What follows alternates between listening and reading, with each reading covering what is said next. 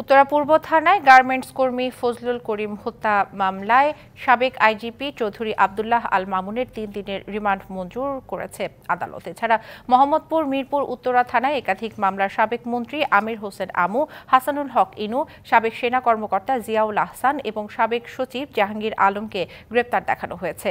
সোমবার সকালে তাদের প্রত্যেককে ঢাকা চিফ মেট্রোপলিটন ম্যাজিস্ট্রেট আদালতে হাজির করা হয়। এ সময় রাষ্ট্রপক্ষের আইনজীবী আদালতের কাছে বলেন, আন্দোলন দমনে ছাত্র জনতার উপর নির্বিচারে গুলি চালানোর নির্দেশদাতা ছিলেন সাবেক আইজিপি বাবর। এছাড়া শুনানির সময় জিয়াউল আহসানের বিরুদ্ধে অশোভন আচরণের অভিযোগ করেন রাষ্ট্রপক্ষের আইনজীবী। তবে আসামি পক্ষের আইনজীবীদের দাবি, রাজনৈতিক উদ্দেশ্যে আসামিদের হয়রানি করা হচ্ছে।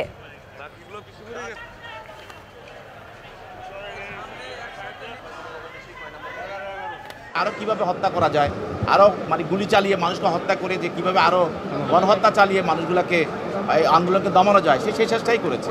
এই জন্য তার ভূমিকাটা কিন্তু সর্বোচ্চ ভূমিকার অবস্থান তার। এই বিষয়টা এই জন্য তাকে বিভিন্ন মামলায় তাকে নিয়ে আসতে হচ্ছে। নগদের সর্বোচ্চ বার 167 টাকা রিচার্জে পাবেন 1 লাখ টাকা পুরস্কার। আরও আছে প্রতি সপ্তাহে পুরস্কার ও ক্যাশব্যাক।